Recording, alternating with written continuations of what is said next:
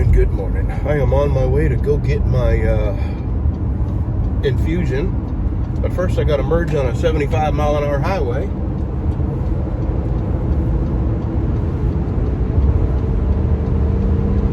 On a short on-ramp.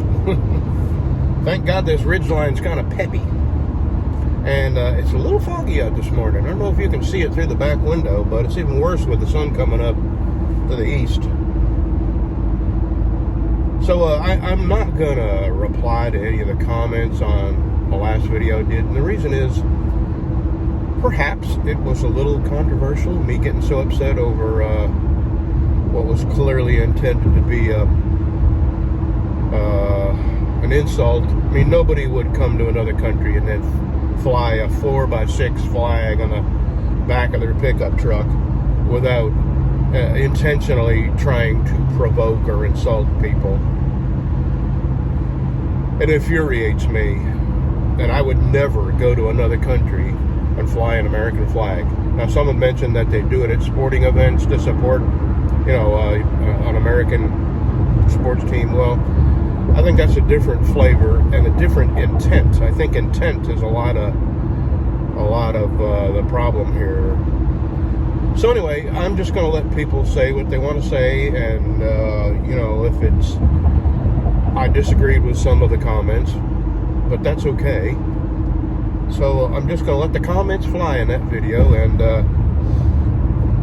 it's okay if we disagree. So I'm on my way to get my infusion, and now from now on it'll be every 8 weeks.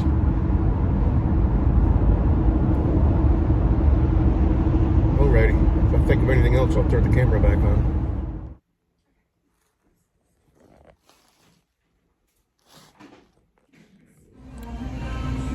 Now that I'm king, there's going to be a few changes around here. So I popped into the Burger King, which was right next door to my infusion place, for a little sandwich. And the guy behind the counter talked so quiet that I could not hear him. And on top of that, they've got music blasting out behind you in the dining room. Couldn't hear him. And I had to ask him, what? Put my hand in my ear, what? And do you think the kid could speak a little louder? No. I wanted to ask him, is there something wrong with your voice? I mean, you're in the wrong end of this business if you can't speak any louder than that. Plus, I'm old, so that's a pretty good giveaway that I might be a little hard of hearing. Anyway, just complaining. All right, had a sandwich. Now I'm going home, and I think we're going to Marshall, Texas when I get home. One of the nurses where I just came from was telling another nurse about her terrible trip coming to work. And you know what a yield sign means, right? Yield means when you're entering, you have to yield to traffic that's on the road you want to merge onto. Everybody knows what yield means. There's no gray area about yield. There's no hidden, but if, nothing. Yield means one thing and one thing only. Well, this girl told the other girl that she was trying to get on the interstate, and this car would not move over and let her on. And I wanted to say, I bit a hole in my lip. I want to say, that is not what yield means, and that is not how you merge, like you count on other people to move over and get out of your way so you can enter. If you can't enter the interstate, if you can't look over your shoulder, find a gap in traffic and adjust your speed where you will be at that gap, then perhaps the interstate is not for you. Because yielding and merging are two very important things, and if you have it in your head that yield means something it doesn't mean, you're going to have a wreck. Yield, to me, is one of the most important signs on the interstate. More important than speed signs. I can't tell you how many wrecks we saw over the years because people did not know how to get on the interstate. And they assumed that when they got on the interstate, traffic should part and disappear. And that's just not how it works. I think I'm going to get off here. I'm sick of the interstate. If I had to go back to driving an 18-wheeler, I don't think I can. I don't have the patience for stupid people, bad drivers. and road ragers. My God, the road I just come off, speed limit is 60 miles an hour, and I swear people are doing 80 and 85. It's mind-boggling that anybody would go that fast and feel comfortable going that fast. I mean, if for no other reason, it's a terribly bumpy, pothole-filled road. And what about cops? Are you not worried about speeding tickets?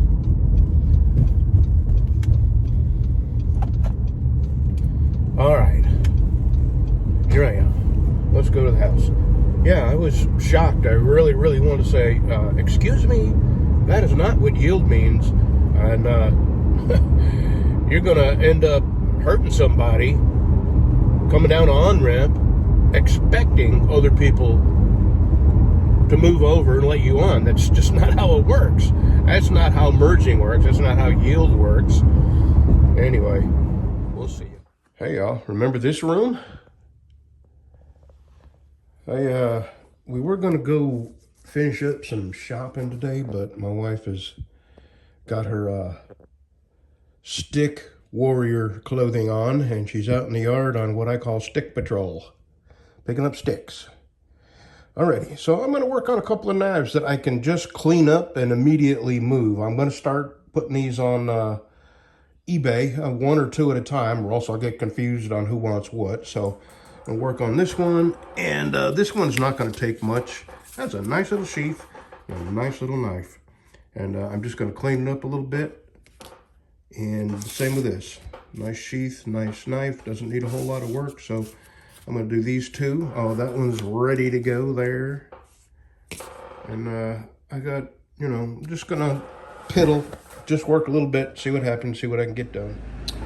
Well, one knife came out really nice. Beautiful little knife. Let's turn this light on.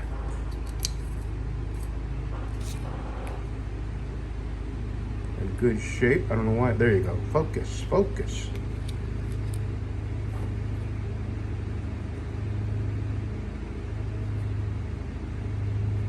And this is a Western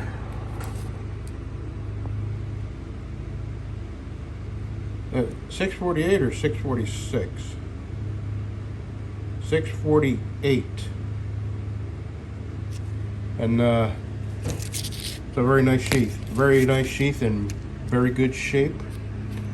If you want this, let me know. This one's going to take a little more work. Let me show you. So I'm going to use it as a hammer. I can sand it all out. I can make this pretty. And it does have a really nice sheath.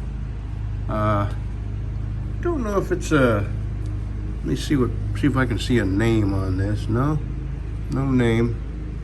But I have looked at this knife online, and other ones did have a sheath with this kind of, it's not exactly scroll work, but embossing, I guess you would say, like oak leaves.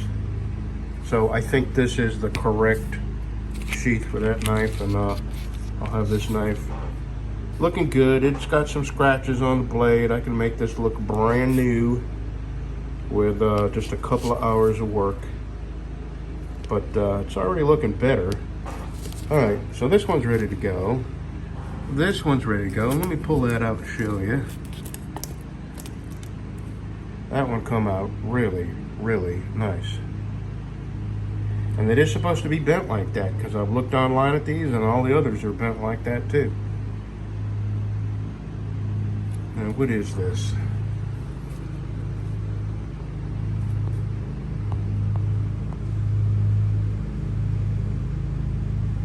Oh, I've looked at this before. Bauer Implement Company, Solingen, and it's a 50/52R.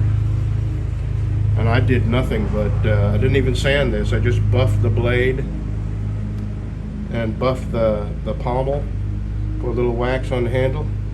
Came out really nice. And that, where was that? Okay, that sheath there. That's ready to go. So there's two. I just need to come spend some time out here. I got a little disheartened when I realized that all these, this is just a third of what I have. I went crazy, I know. But I sometimes tend to go all in on stuff without thinking that far ahead, and they're very hard to sell. So I kind of have no choice but to put them on eBay and see where the chips fall. I was going to go to a gun show or a knife show and sell these and possibly have some of my own knives, but the God's honest truth is I just don't want to be around crowds of people, because I've experienced this before. What happens is people come up and they mishandle your knives, then they put them in the sheath and cut the sheath, and then they get their nasty fingerprints all over the blade. People are rude. And then they'll say, let's say you got $100 on this. Would you take 25 for that? What's the price tag on it say? It says $100. $100 is what I'll take for it. This is not a flea market. These are people with knives that they put their blood, sweat, and tears into, and you want to knock them down. Or I have told people to get away from my table, and I had somebody, one time, I had somebody that made me so mad. I think I've told this story before. I had a Kel-Tec Sub 2000 that I waited about a year to get it, because this was way back when they first came out. I'm talking about probably early 2000. It took me about a year to get it. I had it on order that long. Finally got it, shot it a little bit, and the thing is, I got a big fat head, and I couldn't get my head far enough down on the stock to see through the sights, because it was a straight comb, not a slanted comb. So it was no use to me unless I put a scope on it, and you couldn't put a scope on it because it folded. You know, you'd have to take the scope off every time you. So anyway, I set up at a gun show. I had a bunch of other guns for sale. Back then, what I was doing was buying really busted, dirty old guns, and I was rebluing them and refinishing them, put new parts on them, and then I would take them to the gun show and sell them. And I made a lot of money doing that. But I got a little worried because, you know, it is kind of a gray area, and I didn't want to get in trouble with the ATF. So anyway, I had this gun for sale. Now, I paid $400 for it. And no, $300. And I think I had like a $500 price tag on it, which is my prerogative. It's my gun. I can ask whatever I want for it. Well, I had this guy come in on it was a Friday, and it was a 3-day gun show, Friday, Saturday, Sunday. And Friday, he said, that's not retail value, man. I said, yeah, I know. You know, have you tried to buy one of these? You can't. I have one of the few. That's why I put that price tag on it, because I know it's worth it. Somebody will buy it. So he's mad, and he kind of lays the gun down back in its box, really heavy, heavier than you would handle somebody else's property. So he comes back the next day on a Saturday, and he takes his phone out, and he's showing me on the phone what the price of these are on the website. I said, dude, I'm not going to bring my price down just because you want me to. If you don't want to pay this price, don't buy it. If you don't want to pay this price, pay the price that you're looking at there. I got no problem with you buying this gun somewhere else. I don't even have to sell this gun. Okay, that was Saturday. Sunday, this guy comes back foaming at the mouth, telling me how awful a human I am for trying to make some money on a gun I was selling. I finally had to get very rude and stand up and get close to his face and tell him where he should go. And I didn't see him again. But those are the kind of people you bump into when you're a vendor at these. You might have 100 normal, nice, decent people, and you got one guy that's going to come up and insult you and handle your stuff in a way that you would never handle anybody else's stuff. I had people cutting holes in my sheath when they would put the blade back in, weren't happy with my price, and they would stick the blade in and throw it down, and then they'd go away, and I always pick the knife up, wipe their nasty fingerprints off of it, and then I noticed that the guy had cut a big old slice in the sheath when he put it in wrong. So, what I'm getting at, I don't want nothing to do with knife shows.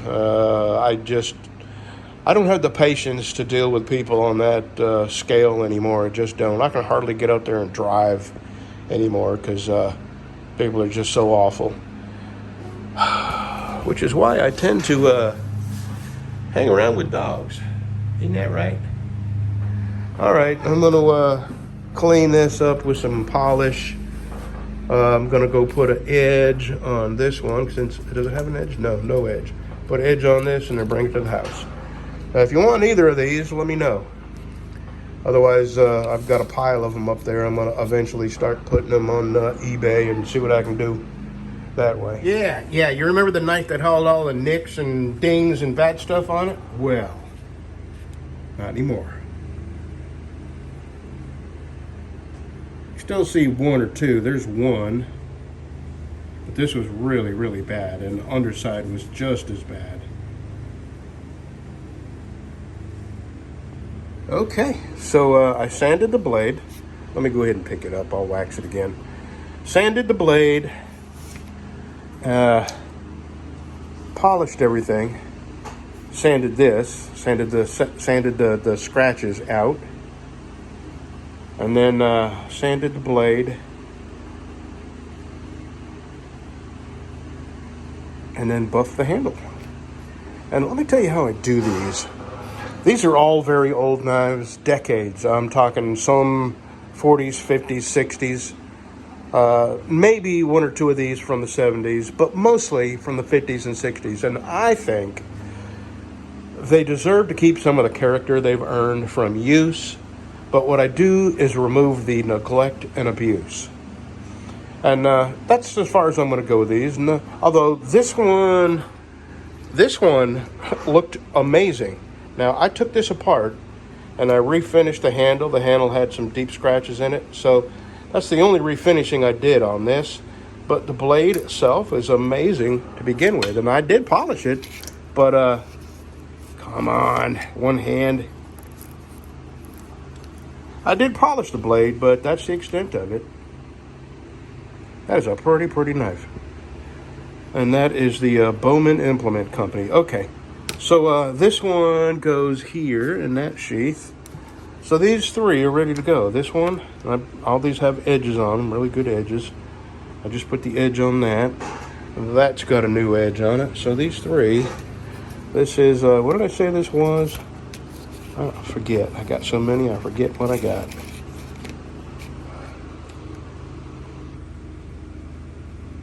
Okay, that's a Western.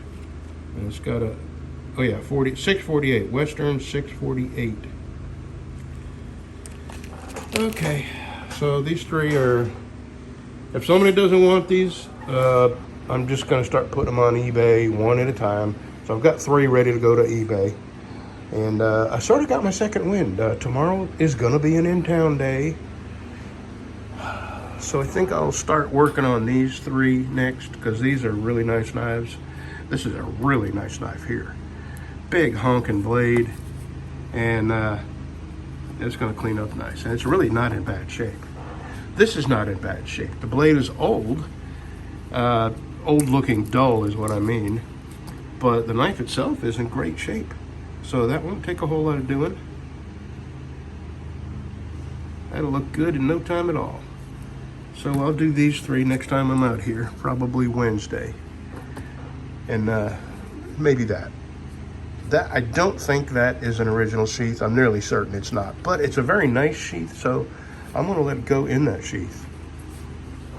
Okay, we'll see. Have a good Tuesday. Have a good Tuesday.